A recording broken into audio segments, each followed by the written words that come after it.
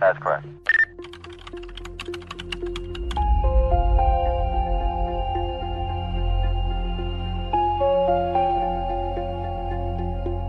Welcome to the Geek and the Detective. Do you know what doxing is, Detective? Because that's what I would like to discuss in today's show. Yes, kid. From a legal standpoint, I've seen it get ugly. But please, go ahead and explain exactly what it is to the listeners. Okay, let's start super simple. Doxing is short for dropping docs, or dropping documents. It's when somebody takes your personal information, like your home address, phone number, workplace, or other details that aren't meant for the whole world, and dumps it online for everyone to see without your permission. So it isn't just looking somebody up. It's putting their information on blast. And let's be clear, kid. This isn't an accident. To get the docs, these predators usually have to go on a digital stakeout, digging through years of your posts to piece the puzzle together. That shows intent. Exactly. You can think of regular online searches as walking by someone's house and seeing the box on the street. That's just normal life. Doxing is like grabbing their mail, reading it out loud on a megaphone, and then passing copies of it around to a crowd. That paints the picture very clearly. It's the difference between a neighbor noticing your home and a mob standing on your lawn. Another way to think of it is someone shining a bright flashlight into your private life while you're standing in a dark room. You didn't invite them in, but suddenly, all your private details are lit up for strangers to stare at, comment on, and maybe use against you. And there is usually a motive behind it. People who dox someone are rarely just being curious. They're usually trying to shame, embarrass, threaten, or punish that person for something. Right, Derek. And that's the difference the average person needs to get. Looking people up online, that happens every day. You Google a coworker. You look up your new neighbor on social media. You check a public profile to see if someone is real. That's just using the internet. And a lot of that's harmless if it stays in your head, doesn't get turned into a weapon. Spot on. With doxing, the goal is to expose. Someone collects everything they can find about you, sometimes even hacking or tricking people to get more, and then posts it in one place so you feel vulnerable and targeted. Almost like a symbol in a dossier. Yes, and then throwing that dossier into the middle of a busy street. From a legal angle, that exposure is where things start to look like harassment, stalking, and invasion of privacy. A lot of laws were written before the word doxing even existed, but they still apply to this kind of behavior. So, if someone listening is thinking, well, the information was public anyway, so what's the big deal? What would you say to that as a detective? The law cares about context, kid. Your address might technically be obtainable from public records, but when someone deliberately gathers that information and publishes it with the intention that others harass or threaten you, that's a different story. It can fall under harassment, cyberstalking, or similar offenses. So it's not just what they share, it's why and how they share it. Exactly. If someone posts, "Here is this person's address, let's make their life miserable," that suggests intent to cause harm or fear, and that's the part prosecutors look at. That's a good point, Derek. There's a difference between a phone book and a hit list. That's a blunt but accurate comparison. Now, I was scrolling earlier, and I saw something that really bothered me. There was a profile pretending to be a popular streamer, but their posts weren't the usual content. They were sharing what looked like somebody's phone number and hinting that they knew where this person lived. That's a classic setup. Fake profile, fake authority, and then drip-feeding personal information about a target. Even if some of the information is made up, mixing it with real details can create very real danger, because people respond to it as if it's all true. It freaked me out because the comments were full of strangers saying things like, "We should call this number and teach them a lesson." That's where it stops being some edgy joke and turns into a crowd forming around that flashlight on someone's life. The crowd effect matters. When people amplify or act on doxed information, they contribute to the harassment. Shared responsibility still creates real harm. And that person being targeted might just be an everyday person, not a celebrity, not a politician, just someone who was in the wrong place online at the wrong time. In many situations, that's exactly who gets targeted. Everyday people who spoke up in a comment thread, posted an opinion, or were misidentified as someone else. Let's make it concrete. Imagine someone named Laura, regular job, regular life, comments on a heated debate, and says something people don't like. A few angry users dig through her profile, find her city, her workplace from an old photo, maybe her last name from a tagged post. Then they piece it together into something like, this person works at this location. Here is her number. Let's tell her boss what she said. And they post it on multiple sites. Now Laura is getting messages at work, calls on her cell, maybe even reviews about her job performance from people who have never met her. She is scared to check her notifications, scared to walk to her car after work. That's doxing in action for a regular person. And that fear isn't imaginary, kid. People who are doxed often report anxiety, sleep problems, and a constant sense of being watched. Even if nobody ever shows up at their door, the feeling that they could is powerful. And, from your point of view, that situation could involve harassment, maybe stalking, maybe threats, depending on what people say and do with that information. Correct. There is no single nationwide law that says doxing is illegal, but many states and countries treat unauthorized publication of personal data intended to cause harm as a violation of harassment, cyberstalking, or privacy laws. So listeners should hear that clearly. Just because there's not a giant neon sign law named the Doxing Act over everything doesn't mean you can safely post someone's private details. Exactly, Amy. A thief doesn't get off scot-free just because he used a fancy new electronic lockpick that wasn't invented when the burglary laws were written. The crime is the harm, not the tool. The behavior is often prosecutable through existing laws. Let's come back down to basics for a second. For someone listening who's thinking, I've searched people before, did I do something wrong? How do we draw the line between normal curiosity and doxing? The key questions are, did you keep the information to yourself, or did you share it publicly? Did you intend to cause fear, embarrassment, or harm? Did you make it easier for others to target that person? If the answer is yes to those, then you're stepping into doxing territory. So if I Google my coworker just to remember their title, that's one thing.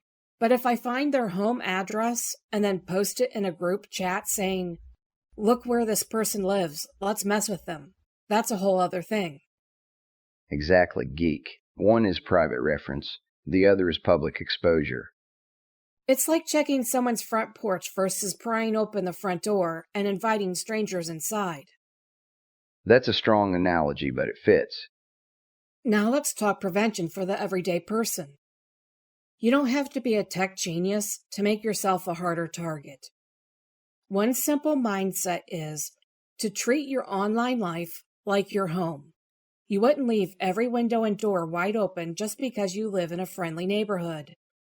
And for anyone who listened to last month's episode, you'll remember we covered how shrinking your data footprint with those data broker sites and removal tools makes you a harder target. That still applies here. So you lock your digital windows.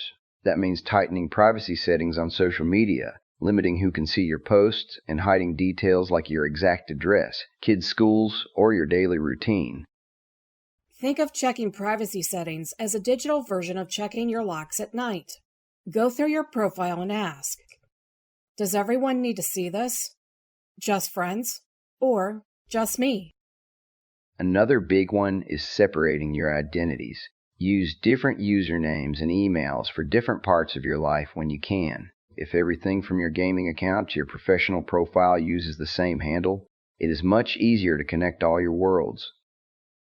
That's how doxers build a map of you. They start with your gamer tag, find your old forum posts, match your profile picture to a work account, and then suddenly they know where you live and what you do for a living.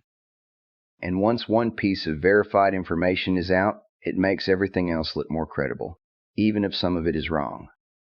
Exactly, Detective. One real detail can make 10 fake ones feel true. Copy that. There is also the issue of oversharing, kid. Posting every place you visit in real time, tagging your home location, or showing identifiable street signs and landmarks can give away more than you realize. A good rule is to post about places after you leave, not while you're there. And keep your home location off your public posts. You want people to see your life, not your exact coordinates. And always use strong, unique passwords and turn on two-factor authentication wherever possible. Some doxing starts with compromised accounts where a doxer gets into private messages and pulls information from there. Yes, because doxing isn't always just searching. Sometimes it's hacking, phishing, or tricking someone into revealing something they shouldn't. Now, suppose someone listening feels like they have been doxed. Amy, what should they do first? I would say first, don't panic scroll. It's tempting to search your name repeatedly and read every comment, but that just piles on the stress. You can set up free Google alerts or TalkWalker alerts for your name, address, phone number, or any other unique identifiers. Set them to as it happens. That way, if your information gets posted anywhere, you're notified instantly without panic scrolling or obsessively checking your own name. From a practical standpoint, step 1 is documentation. Take clear screenshots of the posts, comments, and profiles where your information appears, including timestamps and usernames. This preserves evidence in case it is needed later. Step 2 is reporting. Platforms usually have rules against posting private personal information, so use the report tools and mark it as doxing, harassment, or similar. Correct. Provide as much detail as you can in your report. Many platforms remove doxing content once they verify it, but they need something to review. And then lock things down. Change passwords. Tighten privacy settings. And if your phone number or email is out there, consider whether it needs to be changed or monitored more closely. If the doxing includes direct threats, home addresses, or calls for others to harass you, contact local law enforcement. Bring your documentation. While laws vary, authorities are increasingly recognizing doxing as a serious matter, especially when it intersects with threats or stalking. That's important, because a lot of people assume the police will say it's just online drama. But that's changing as more people understand how real the impact is. Yes, Amy, agencies are getting better training and more guidance on handling online harassment and doxing cases. It's not perfect, but it's improving. Let's go back to that fake profile example. Someone creates a fake account, pretends to be a public figure, and starts dropping personal info about a target. Say they post the last 4 digits of a phone number, part of an address, and they strongly hint at the rest. That's still deeply concerning. Even partial information can invite others to crowdsource the rest. When combined with encouragement, like, you all know what to do, it becomes a kind of call to action. And even if the original post gets deleted, the damage might already be done, because others may have copied it, taken screenshots, or reposted it elsewhere. That's one of the toughest parts of doxing. Once information is released publicly, it's very hard to fully remove it. Even if sites cooperate, there can be lingering copies in backups, mirrors, or private chats. It's like trying to gather confetti after you throw it off a balcony. Or trying to put toothpaste back in the tube. Both messy images, both accurate. That's why preventing doxing in the first place is so important. Protection is easier than cleanup. For anyone listening who thinks doxing is just free speech, how do you respond to that legally? Free speech isn't a shield for targeted harassment. Publishing someone's personal information with the intent that others harass, threaten, or harm them isn't just speech. It's conduct that can be restricted and punished under harassment, stalking, and privacy laws. So saying what you think is one thing, but exposing someone's home address and phone number so strangers can flood them with hate is another. Exactly, Amy. The law generally distinguishes between expressing opinions and facilitating harm. I think a lot of people don't realize that when they join in on a dog pile, even by resharing or commenting, they're a part of the damage. They are. Even if they didn't find the original information, amplifying it spreads the harm wider. People should pause before reposting anything that looks like personal data or targeted harassment. Here's a practical rule of thumb. If you would feel uncomfortable having that same kind of information posted about you or your family, don't post it about someone else. Copy that. That's a solid standard. So, to bring it all together for the listeners, doxing isn't about curiosity. It's about exposure. It's shining that unwanted spotlight on someone's personal life and inviting others to stare, judge, and attack. And from the legal viewpoint, it often intersects with existing crimes like harassment, stalking, threats, and misuse of personal data, even if the word doxing doesn't appear in every statute. The average person doesn't need to be paranoid, but they do need to be intentional. Lock your digital doors, close your privacy curtains, and think twice before you share.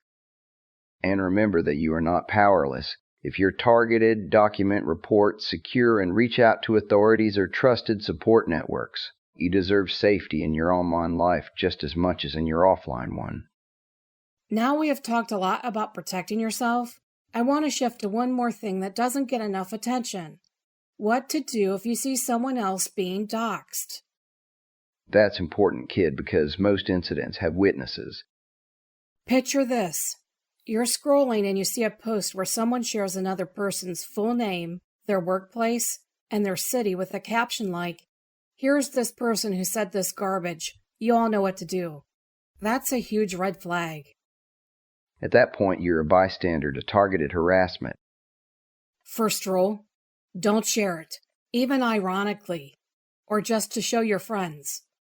Every time it gets reposted, that person's personal information spreads further, and you become part of the amplification. Bystanders often underestimate how much power they have either to fuel or to dampen the harm. Second rule, use the platform's tools. Nearly every platform has options to report posts for sharing private information, harassment, or doxing. Hit those buttons. Fill out the report. That's not being dramatic. That's being responsible. Reports from multiple people can make a big difference. When a platform sees that many users are flagging the same post as abusive, it often gets reviewed and removed more quickly.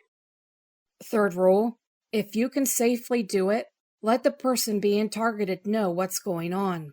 Maybe you can direct message them or email them if their contact information is public in a safe way. Keep it simple. Hey, there's a posting sharing your info.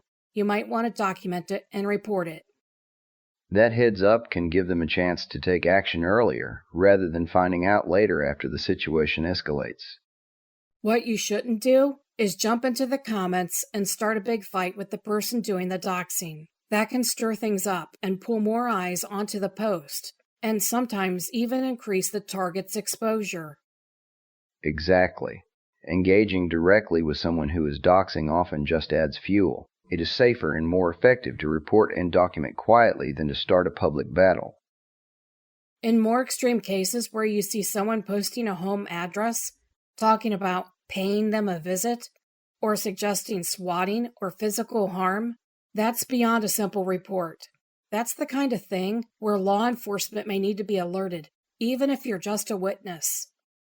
If you ever see explicit threats tied to personal information, you can capture screenshots and contact local authorities. Explain that you're a witness and share what you have. It might feel strange to step in, but that kind of information can be crucial if something happens. So being a good digital neighbor means not just protecting your own data, but also refusing to participate when someone's privacy is being turned into a target practice. and taking small actions. Reporting, documenting, refraining from sharing can help reduce the spread and severity of doxing incidents. I think the big message is this. Doxing isn't just some internet buzzword. It's a real tactic that takes advantage of how much data exists about us and how fast it can travel. But we're not helpless. We have privacy settings, data removal tools like My Data Removal, search engine takedown forms, and basic community decency on our side. And on the legal side, there are growing tools as well. Harassment laws, cyberstalking statutes, and specific anti-doxing rules in some places, plus more awareness in law enforcement about how serious these cases are. Put all of that together, and you get something powerful. People who know what doxing is, know how to protect themselves, know how to help others, and know when it's time to bring in the law. That combination of knowledge and action is exactly what makes the Unwanted Spotlight a little less bright and a lot less effective. Well said, Detective. Now, how about that coffee? Go get the car, kid. We're going to the place with the good donuts. Only if you're buying. Don't push your luck, geek. Thanks for listening to The Geek and the Detective. Be sure to subscribe and leave us a 5-star review on Apple Podcasts, Spotify, or wherever you get your podcasts. It helps others find the show and stay protected. Tune in next month for our next episode. Stay safe.